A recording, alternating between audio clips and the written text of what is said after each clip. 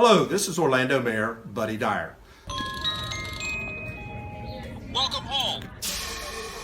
Soar into tower. We are ready for takeoff.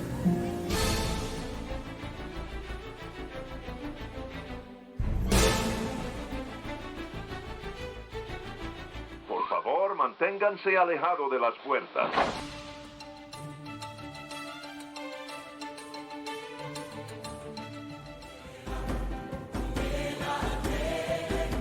Hey, it's Amy from DVC Clubhouse. Hey Clubbers, it's Scott from DVC Clubhouse.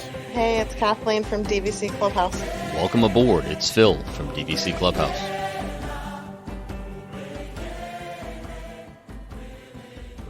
Hey, Clubbers, and welcome back to another episode of Debrief, our podcast brought to you by the DVC Clubhouse Pod Squad. I am Amy, and I am joined again by Phil, Kathleen, and Scott. Hey guys. Welcome aboard, Hey, Clubbers. everyone.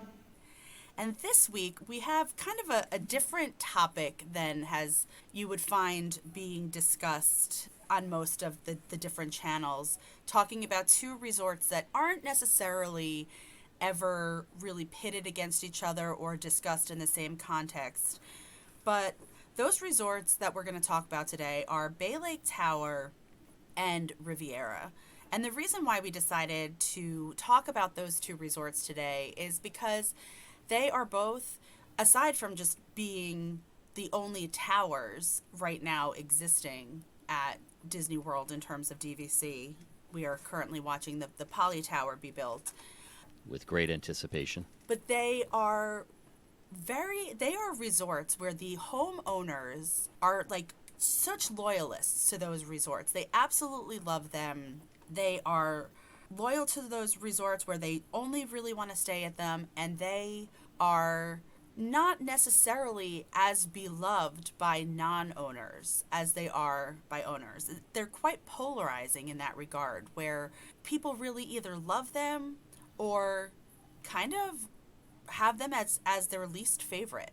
And so we're going to take a dive into why that is for those two resorts, do some pros and cons, and then wrap it up by deciding which of the two we would rather stay at. So, Kathleen, what do you think about Bay Lake Tower and Riviera? What are your thoughts? You had some very choice words for Riviera in our first episode of our podcast, where you revealed that it was the first resort you'd ever stayed at, and you don't feel so great about it. So why don't you elaborate? So for Riviera, it was the first resort I ever stayed at. We stayed at a Tower Studio, which I absolutely love. The Tower Studios there. We've also stayed at, we've stayed in a preferred room there a few times, which was not preferred by any means. The rooms are very nice. I just don't see the appeal to Riviera. Other than it's brand new and shiny and pretty inside, not outside, I don't see the appeal at all. I feel like the quick service is just okay. I'm not a fan of Bar Riva. It's not very pleasant sitting outside in 100-degree weather when you're trying to, drink a drink or whatnot, because it is outside. The pools are not my favorite. I don't think they're anything to, speak of. I don't know. I hate saying that because I like every resort. I really do, for different reasons, but I never want to just go to Riviera. The only time that I really, really ever want to go there is just to see what new merch they have, because they do have a pretty nice gift shop. I will say that. But other than that, there's nothing there. There's absolutely nothing there for me. Topolino's I've had breakfast and dinner there. It used to be my favorite breakfast, only because I love how the characters are there. The interaction is great. It's just very expensive, and you could hardly get into the place. $45 fruit plate. And the point charts are crazy. So I don't know. I don't see the appeal. There's just not much over there. Bay Lake Tower, I know a lot of people, they say it's the biggest one bedrooms. I have never stayed in a one bedroom at Bay Lake Tower. We've only stayed in studios, and I actually don't mind them. They're fine for us. We saw a 2-bedroom. Oh, I have been in a 2-bedroom. Those are nice too. Never stayed in it, but I actually like the Steakhouse 71 we really enjoy over there. We like the lounge. We like going up to California Grill up at the lounge up there. Chef Mickey's. We do like Chef Mickey's. I know a lot of people do not, but we do like it there. If it were up to me, if I had to pick, if there was availability tonight over Bay Lake or Riviera, I'm going to pick Bay Lake Tower over Riviera every day. Interesting. I think a lot of people just like Bay Lake because it's new. Riviera. Yes, Riviera. Once this tower opens up, that's what everyone's going to be talking about is this new tower, and Riviera is just going to be in the back there. I completely agree with that statement 100%. But that's it. I don't know. It's just I need somebody to explain to me why they love Riviera so much. Well, if I could jump in, I think, and I'm not pro Riviera by any means, I think what you said was perfect. It's new. The theming of it really is good. The artwork, everything, I think the theming is a little different than anything that you would ever experience anywhere else. But other than that, I'm really struggling because I really am. I just, the transportation is the Skyliner, and that's the draw. Well, we have the Skyliner. Okay, well, if it also starts to sprinkle outside, you no longer have the Skyliner. But I don't know, restaurants, like you said, Topolino's is good, but Topolino's is all they have. The quick service, a lot of people argue that is one of the better quick services on property. You can get some different things there. It's okay. I know when we first went, that is the only place ever on property that somebody messed up a Mickey waffle. I totally forgot about that. They just could not make a Mickey waffle there. I don't know what they did, but I don't know. It was a bad first experience for you and your Mickey waffles. But yeah, I don't know. I'm not against Riviera by any means. I could see why people like it, but I think it's the new shiny resort. And I think, like you said, once Poly Tower is built, you are not going to hear anything about the Riviera anymore. So I think that's something that Riviera does have going for it is I think that they have by far the best layout of any deluxe studio. They have DVC kind of like learned the lessons and like listened to what people want finally. And there are a couple of things about those studios that are just outstanding. And number one, filled with USB ports. I mean, I think that that's part of the fact that it's new and it was built at a time when we all actually own multiple devices and every member of our family own multiple devices. So they definitely heard people's feedback about needing more USB ports and places to be able to charge devices. And correct me if I'm wrong, but I think they were the first to introduce the Murphy bed, right? The pull-down Murphy bed as the second bed instead of having an actual sofa, a pull-out sofa.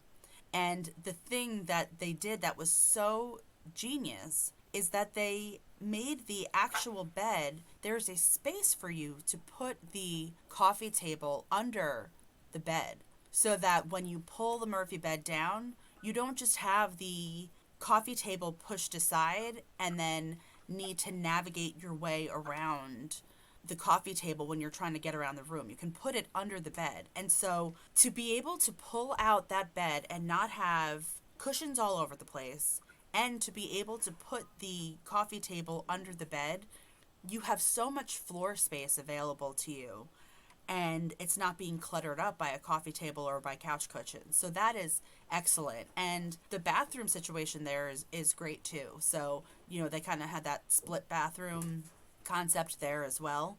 And I just think that from a layout perspective, as somebody who is a big split stay person, I once did a 10-day trip where I did a split stay at 5 different resorts, and they were all at studios.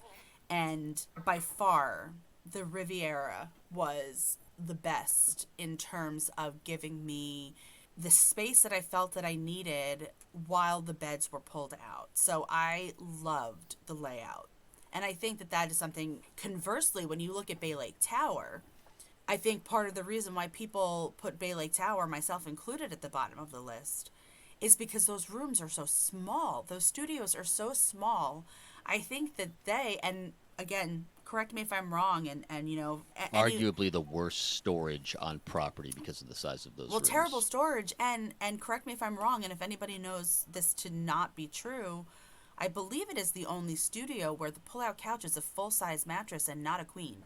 And so you've got the living space doesn't even accommodate two queen-size mattresses. You've got the queen bed, and then you've got a full-size pull-out.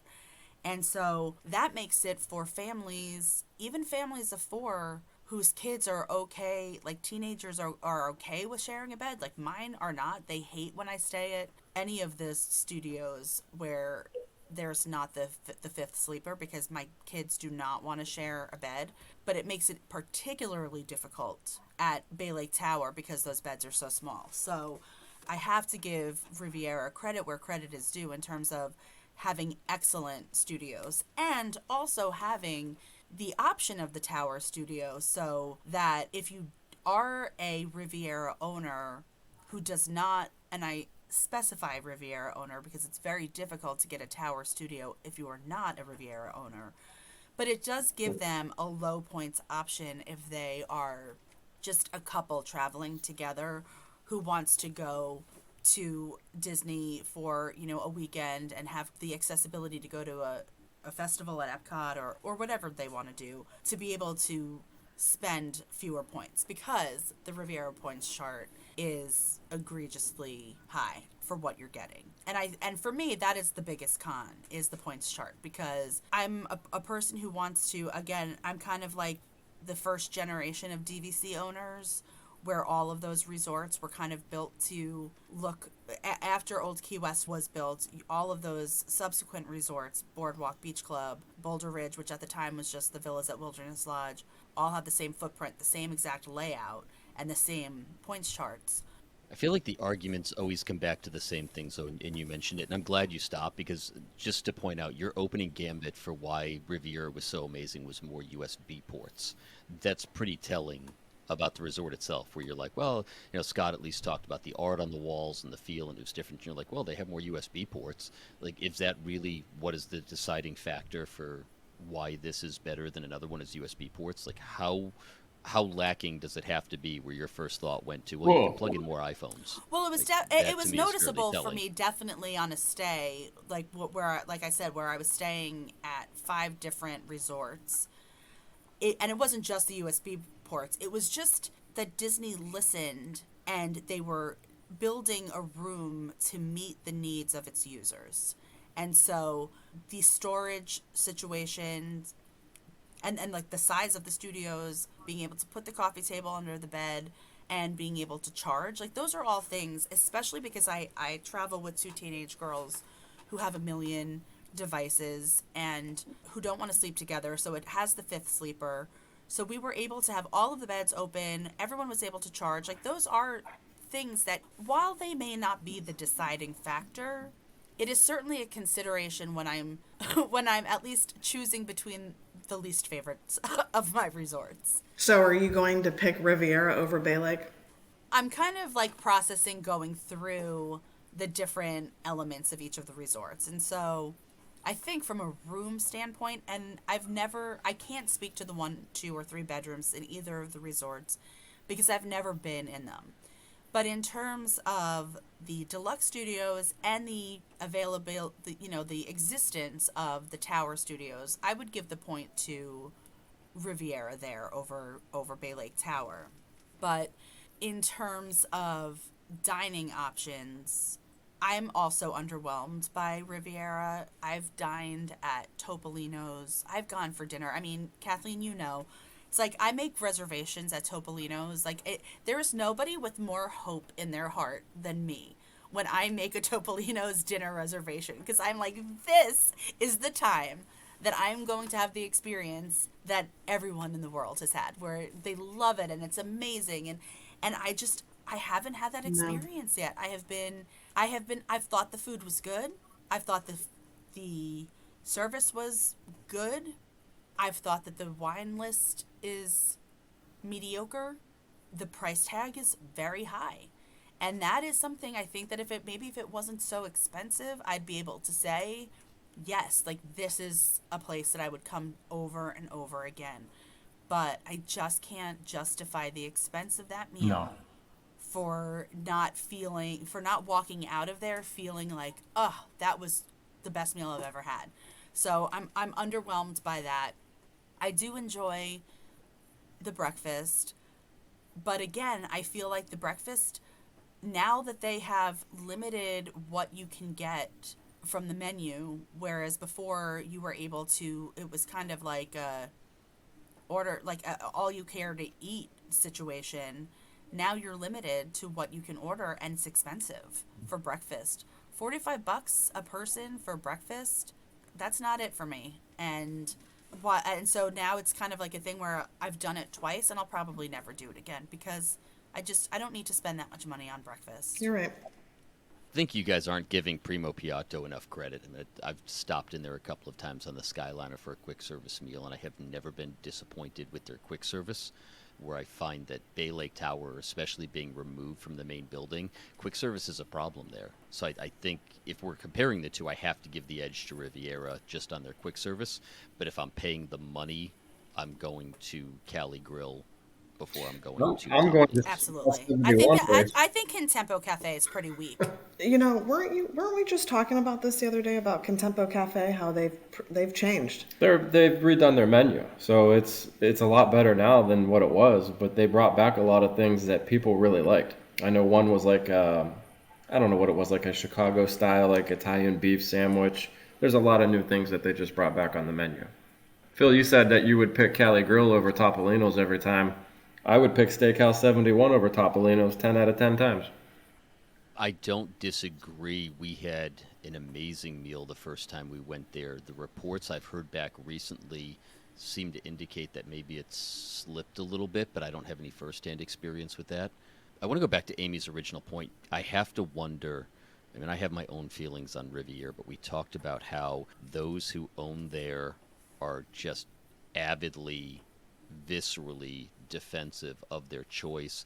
And I almost have to wonder how much of that is just a gut reaction to everyone crapping on their resort constantly. They had to embrace it really hard and fight back because, I mean, from minute one, once those resale restrictions were announced for Riviera, DVC picked sides very quickly about what they felt about the resort, and they hadn't even stayed there. We talked about this, I think, before the show started. A lot of people have opinions about a few different resorts without having ever stayed there based on their sense of what the resort is. And a lot of people put their foot down and said, we despise Riviera, and they hadn't ever stayed there, but they had already made up their minds about it based on its distance from everything, the resale restrictions, and the points charts. So I think that perhaps those owners became so cemented in that position because they were just being attacked so heavily by everyone from every direction. Yeah, I could see that. I mean, that's what we were talking about earlier. The same thing could be said at, people that have not stayed at Grand Floridian. I mean, the attack on that is it's too stuffy and I could never, I don't want to stay there. But you don't know until you actually stay there. So, yeah, I could see that. Though, I think, Phil, to your point, because there's a difference between, oh, I think it's stuffy and, the theming. Like, for people who do not like Riviera, it is not just about, oh, it's too stuffy. There is a sentiment that was not a good purchase because of the resale restrictions. And I think that a lot of the defensiveness comes because people felt good about their purchase. And when people start to question the soundness of a large financial decision, I think people are going to push back on that decision because they feel good about what they did. And so the defensiveness, I think, and because people are also defensive about Bay Lake Tower, but to a much lesser extent than Riviera. I mean, it is not as heated as it is. Bay Lake Tower, people will say that they love it because of the proximity to the parks or, whatever, like their reasons are. And kind of, if somebody says that they don't like the studio because it's too small, or they don't like looking at a dumpster when they're staying at a theme park view, they kind of just laugh it off and don't get as defensive. I think that the reason why Riviera owners, and understandably so, feel as defensive is because nobody is questioning the financial soundness of the decisions of a Bay Lake Tower owner the way that they do for Riviera owners. And that becomes very personal. I think that's personal. You know, when people feel like their financial savvy is being questioned, that's a very personal type of attack. And I think people feel the need to defend their decision to buy there, and therefore they will stand by it and stand by their desire to stay there because And they why love would it. people not? And everyone's Yeah, entitled why to would love it. people not question the financial, decision to buy at Bay Lake Tower versus Riviera? Because what is the price per point direct at Bay Lake Tower? It's not even about the price per point, it's about the resale Okay, yeah, I do restrictions get that. and the long-term But ramifications of everybody that. went into that knowing what that was. So it's, I don't know. I guess financially, you're paying more at Bay Lake, but I guess you're right about the resale restrictions. But everybody knew what they were getting into with that prior to buying. I got to be honest. I mean, if we're questioning decision making, I think I would far more question, and I think I'm going to get some side eye from this group. I think I'm far more questioning the decision to buy into a Fort Wilderness cabin than I am to buy into Riviera. Amy's laughing, but I'm saying this in all honesty. I'm not giving you, and I don't even know what the price per point is, I'm not giving you what you want for point to go stay on the backside of Fort Wilderness. I would be far more inclined to give you what you're looking for at Riviera. I think they're two totally different feels, but at least Riviera is arguably a deluxe, where I think the cabins, I think it's going to be a hard I'm try excited for those to make that cabins. argument. We were just over in that area, I think and everyone we is love here but me. yeah. Well, you just said that Riviera is arguably a deluxe, but is it decidedly a No. deluxe? I have also argued that I think Old Key West is arguably a deluxe. I have, in my mind, a deluxe resort is the resorts that have fantastic dining, they have the larger rooms, and they have, to me, immediate or close to immediate theme park access. I think that I could make the argument in either direction for some of them. I think that the argument for Saratoga and Old Key West, which I think is another episode we're kind of playing around with here, is that you don't have really good access to anything but Disney Springs. They're nice resorts, they're beautiful to look at, but you lack access. I think Animal Kingdom has fantastic dining, but aside from the 5-minute drive to Animal Kingdom or the 4-day drive to any other theme park, you're really detached. I think you could argue that Wilderness Lodge is a very short boat ride. Contemporary is a walk. Grand Floridian is a walk. Polynesian is a walk or a very short boat ride. Yacht Club and Beach Club are a walk or a very short boat ride. Boardwalk is a walk or a very short boat ride. And then you've got Riviera, which is moderate adjacent, and I use that term all the time. What makes it so much better than Caribbean Beach, other than it's a slightly nicer experience to be there? It's its own little subclass, the same as Fort Wilderness is going to be, where it's deluxe because of the accommodations, but really what else does it have going for it? That, coupled with the resale restrictions, coupled with the points charts, is what drives me away from Riviera.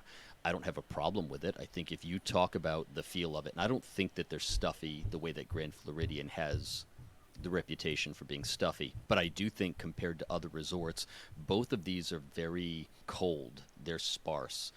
Walking into those resorts, I don't get the Disney feel. And by Disney feel, I don't mean Incredibles on the wall or hey looking at me in my boxer shorts at Polynesian as I'm making coffee. I think that they lack theming. If I'm staying in Bay Lake Tower or Riviera, I feel like I'm staying at the Hyatt Crystal City in Washington, D.C. They both give me the same nice hotel, but hotel feel versus the resort It all feel. starts when you walk in. Right. It both, the lobby at Riviera is nicer, but the lobby at Bay Lake Tower is, I mean, I've been to lobbies at Hilton's that felt exactly the same way. What sets it apart? I don't like the theming of both I of them. actually often forget what the lobby at Bay Lake Tower looks like. I need to actively stop and think about it and think back to a time that I've stayed at and be like, okay, when I arrived, because, well, I mean, part of it I think is, other than when you first arrive, you're probably not often going through the lobby. I mean, I guess if you're walking to Magic Kingdom, you are, but you're crossing over that footbridge to cross over to the Contemporary.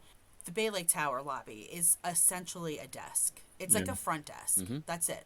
You've got like a front desk area with some neon lights. And so Riviera definitely, and Riviera, I think it has more of a grand entrance where they have the, you know, the porte cochere and that water that you know, like the water on either side with like little. You get the welcome home Yeah. vibe when you're coming Well, through like the front you there. feel like you've arrived at something. Whereas Bay Lake Tower, I mean, you feel like you're navigating through a parking lot to be dropped off at. Because you are, even coming back from Magic Kingdom, you're walking through the parking lot to get to the walking path and going. And I love the access. We've used it. We used it with the kids. It was phenomenal. But you are, in fact, walking across a parking lot in order to get to the theme park. There's no argument against that. So Bay Lake Tower lacks immersion.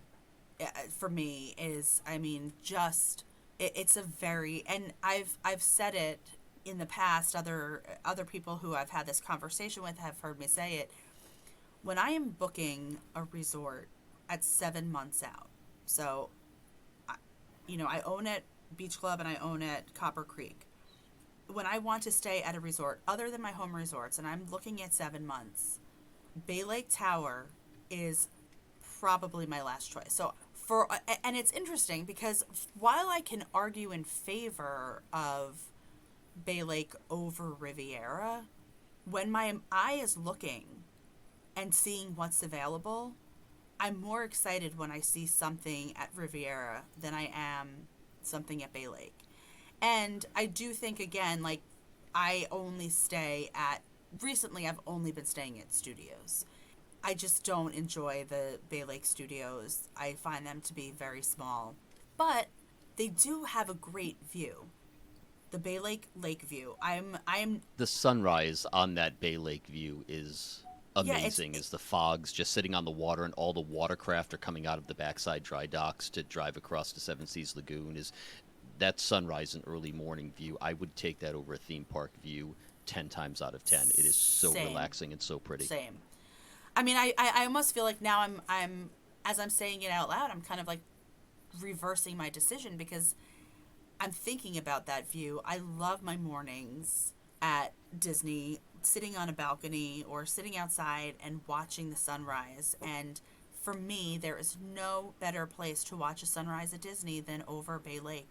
And it's why I love staying at Wilderness Lodge at those resorts so much, because starting my day looking at that is perfection. If you're looking moment of zen, I would completely agree. Bay Lake has it over any other resort on property for that early morning zen. It's quiet, but you've still got that Disney touch with the boats coming by. I can't think of another resort outside of, and I would even say Boulder Ridge over Copper Creek, because you've got that little detached feel going down the walkway. Boulder Ridge looking out over the water and Bay Lake looking out over the water are where I have had those core memories of my kids early in the morning just looking out over the water that just gives you all the feels. And we talked about it in the last episode. You're gonna get it me really choked does come up. down to how you feel. Are you picking Bay Lake or Riviera, Scott? Well, I don't know. I was just thinking if I had a choice, if it's September and if it's just two people traveling, what am I going to pick? Am I going to pick a tower studio at Riviera, or am I going to pick a lake view or a theme park view at Bay Lake? And I think I pick Riviera. I mean, I think I'm just, those tower studios are, I think, probably one of the best views as far as like just sitting on your balcony and watching fireworks at night. You could see Epcot, Magic Kingdom off in the distance, Fantasmic. I don't know. I would pick it because of that. Well, and I have to say, one of the best sunsets that I've ever watched at Disney was from Riviera. I was on an upper floor, one of those upper floors that faces towards Hollywood Studios, and sitting there with the Skyliner going, the reflection. I really do. I love, you know, that body of water that separates Riviera from Caribbean Beach. And you've got the Skyliner going over it, so you have the reflection in the water of the Skyliner.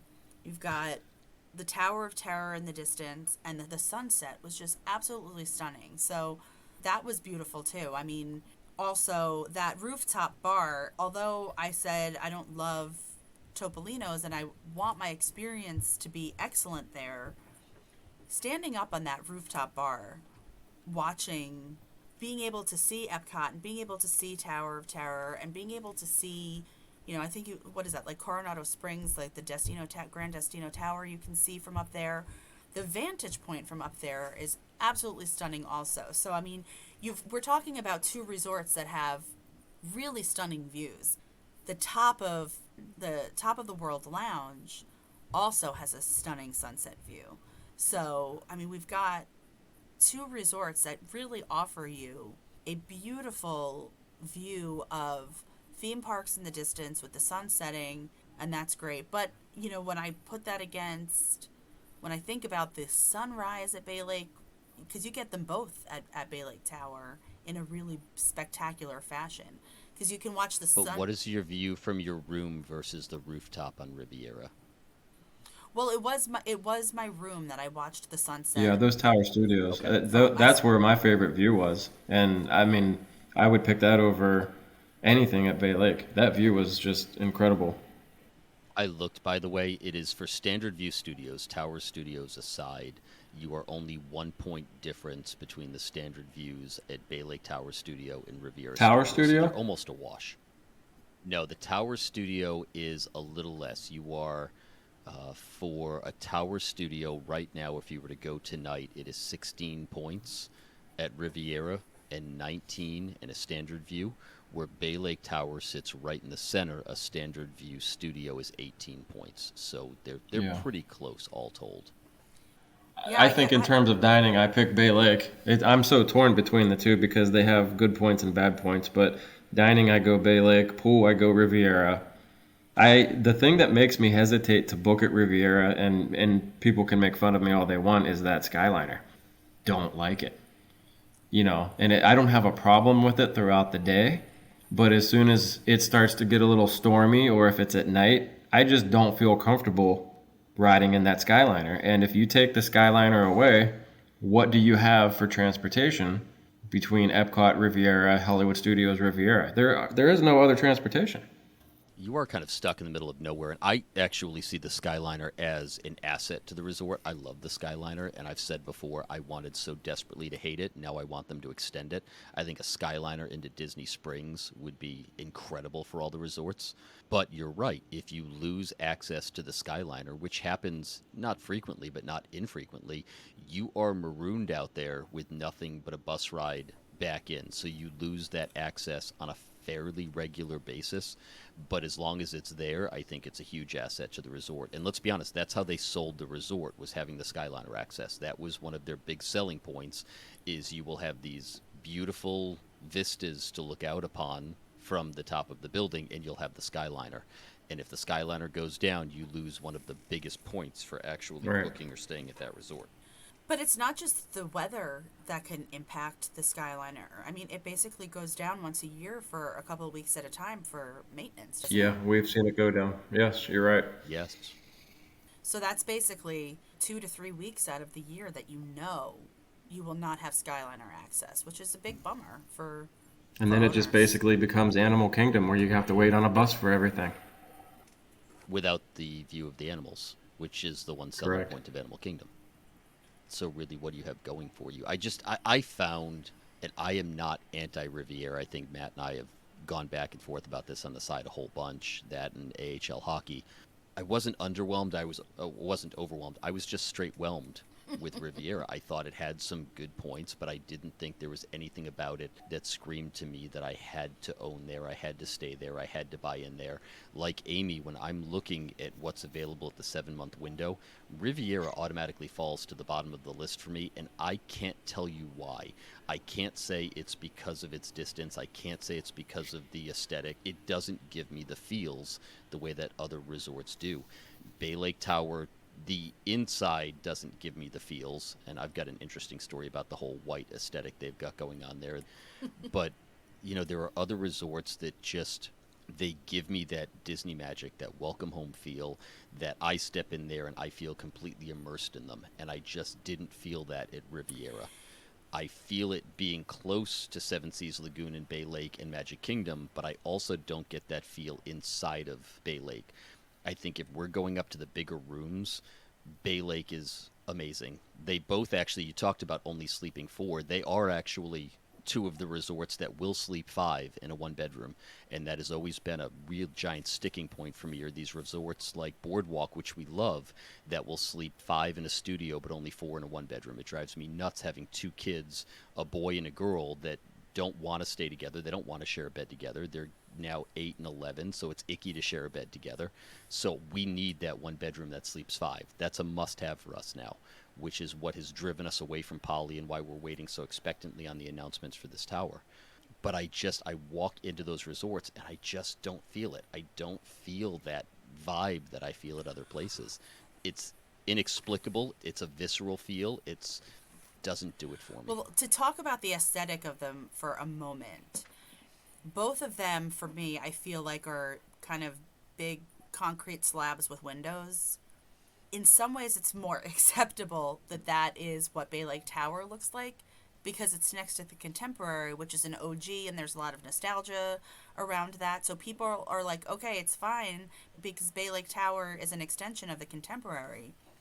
My issue with Riviera is, and I have expressed this before, and people disagree with me, and people will disagree with me, but the French Riviera, or and the Mediterranean, if you look at pictures of existing resorts or of the coastline in those parts of the world, they are vibrant. They are filled with colors and gold and pastels and maybe even a little gauche in some places. Some people might think, but if you look at some of the most popular or just most recognizable, most well-known hotels that are located in the French Riviera, they're just filled with pastels. You look at their pools and they have these like pink umbrellas at the poolside, and they are very ornate.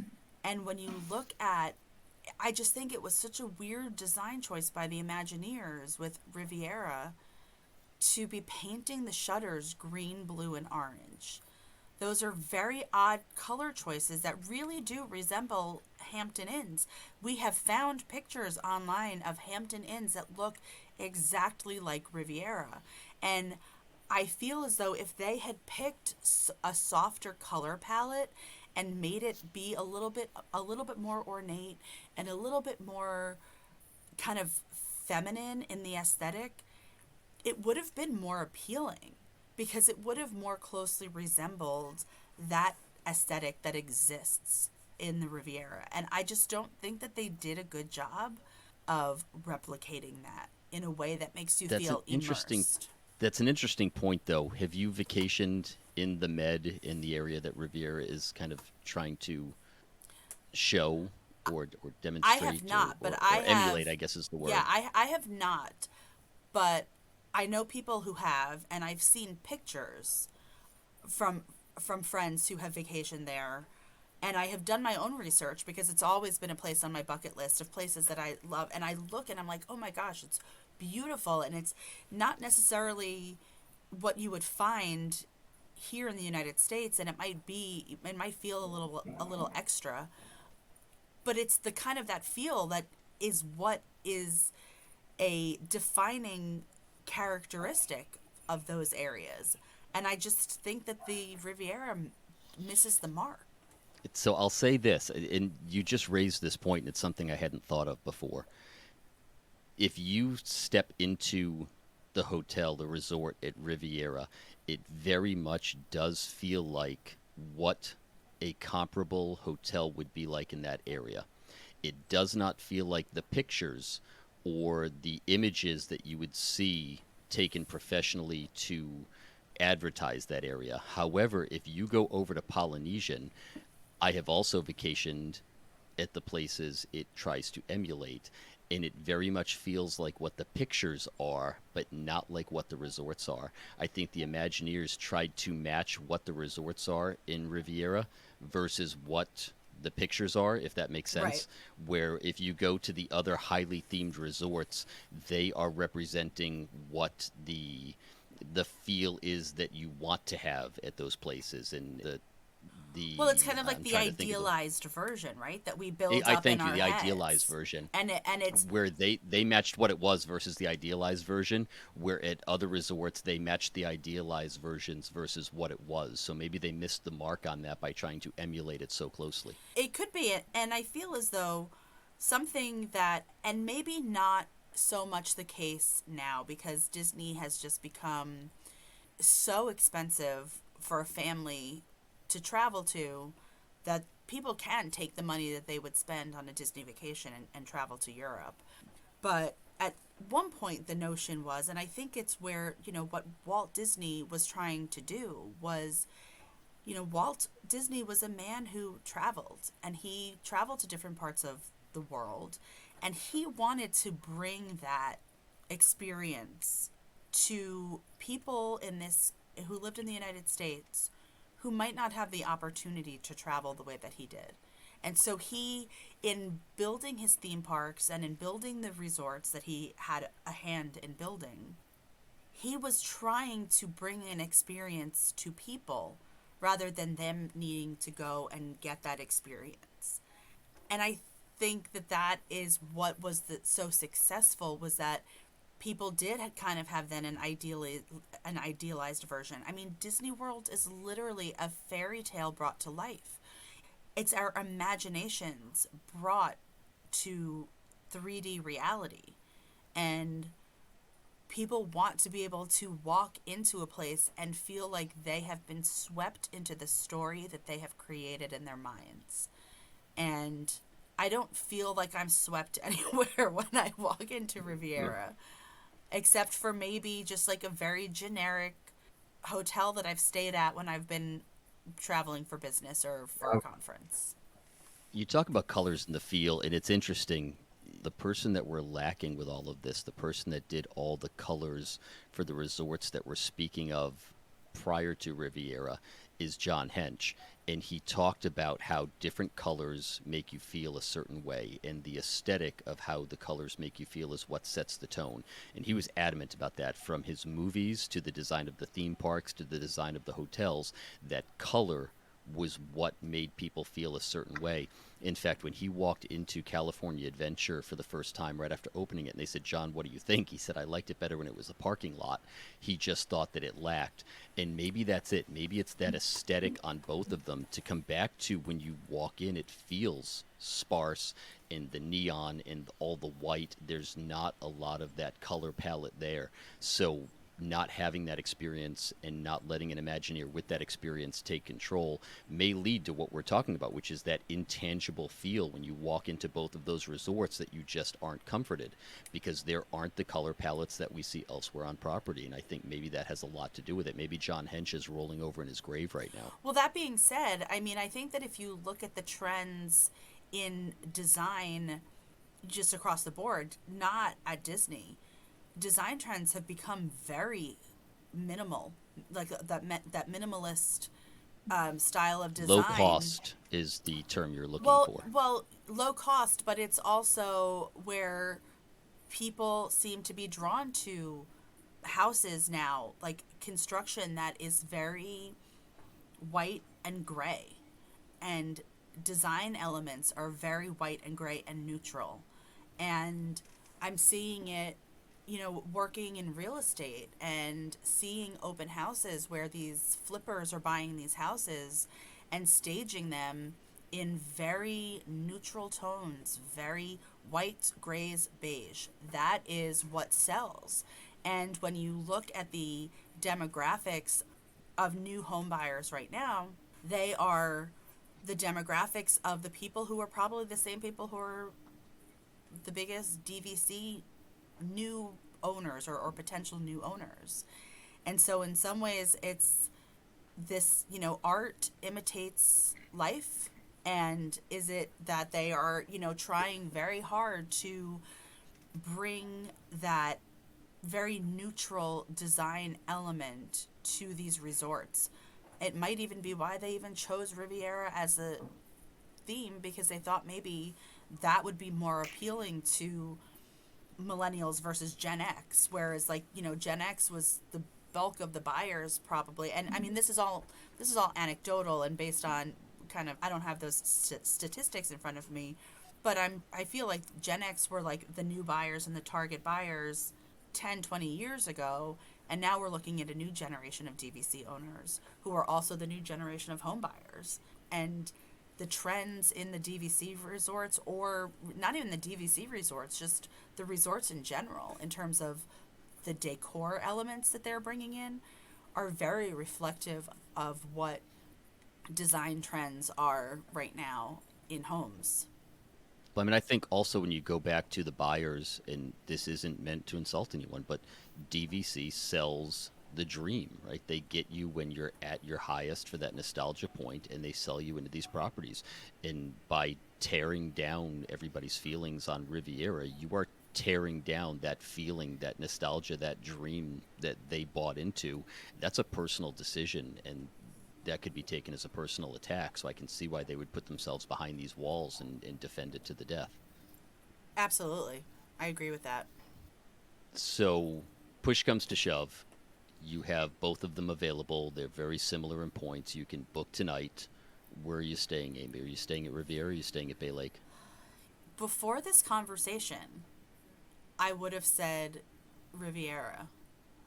But in really talking it through and talking about the things that are most important to me, I'm going Bay Lake, because that proximity to Bay Lake, and to be able to, to sit outside, see that sunrise come up over Bay Lake, and that's one of like the intangibles for me that really brings value to my vacation. So I think Bay Lake Tower just moved up, and I think Riviera moved down. Bay Lake Tower. Kathleen? Why?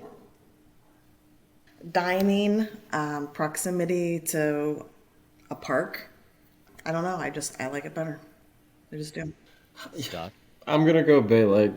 I just feel, I don't know. Like I said, I have nothing against Riviera, but I just feel like they missed the mark at Riviera. I don't know. If they were trying to make it feel like the authentic version of, where you would stay at, they missed the mark on making it feel deluxe, I guess, to me. They want to advertise it as deluxe.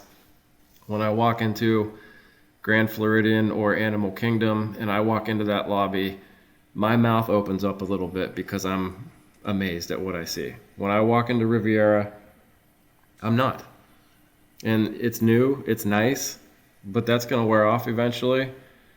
We talked about the dining, we talked about some other points, but I just feel like if I'm going to pick, I think Bay Lake has just consistently got some better options. Dining, walking over to a park. I don't know. I'm just going to go Bay Lake, I guess. What about you, Phil? Yeah, well, you said you were moving. You thought at the beginning of this conversation you were going to pick Riviera, and you went over to Bay Lake. And I'm very, very torn between the two. But I think based on a number of factors, we haven't spent a night at Riviera. We've gone over there for meals. We've gone through there on the Skyliner. We've toured it. We've walked around. I haven't seen that view from the top. And the lobby. I haven't been to Disney World in almost a year. Been to Disneyland. We haven't been to Disney World. And when I walk into a lobby, I want to feel like I'm coming home. I think I'm actually going to pick Riviera. I think their lobby is far nicer. Their quick serve is probably undervalued in Primo Piatto. The Skyliner doesn't bother me, and I've got good access. Now, if I'm going for an extended stay, I will say this. There is a caveat. If I were going for any number of days, I would go over to Bay Lake. But if I were just going in tonight to get the feels, I think I would probably pick Riviera, because despite Bay Lake Tower being closer to the theme park, and I love that view out over Bay Lake, I want to be able to walk into a lobby and feel like I'm being welcomed. And I feel like I'm walking into a Holiday Inn lobby when I walk into the first floor of Bay Lake Tower. And I think that we always say this, but I really mean it, that as long as I'm in Disney World, I'm happy. So if I was staying at Riviera, I would be happy. If I was staying at Bay Lake Tower, I would be happy. It's just the ranking. All right, fantastic. I guess we're up to 53 minutes. Any last words, guys? Yeah, I don't know. I just feel like the point about the lobby, I guess, is one of my points. Like, I don't know why, but I never really feel like the lobby at Bay Lake is an issue for me. I don't know why. Like, I just don't feel like that's just a huge issue. I think of entering. Yeah, I He's could gonna see miss that, on but the I way don't know through. why I associate coming into that resort as coming in through the with the monorail. I know that's the Contemporary. Well, that was my point before, where I said sometimes I have to like sit and actually remind myself of what the Bay Lake Tower lobby looks like, because I go through it so infrequently because I'm always walking over to the Contemporary, and that, Grand Concourse is for me what I Right. associate with Yeah. Bay Lake Tower. And I think the grounds at the Contemporary too. I mean, really, what is there for grounds at the Contemporary besides that awful pool? You've got good views, but at least walking through Riviera, there's some beautiful grounds there. Where I just think the Contemporary Yeah, is. Contemporary. I will say at Christmas time, I didn't talk about that, but Christmas time, Contemporary has my favorite Christmas tree, and Riviera has a Charlie Brown tree in their lobby. All right, so just like the last episode, we talked a whole lot and didn't actually solve any big questions of the world of Disney vacations, but I think we've got some points across for why we think these two resorts are ranked the way they are and why they just fail to give you the feels. So on that note, we will see you guys for our next episode, and until then, DVC you real soon. Bye, guys. Have a great day, guys. And so our journey comes to an end. Oh, no, please, can't we go back to page 1 and do it all over again? Started this thing together, and that's how we'll finish it.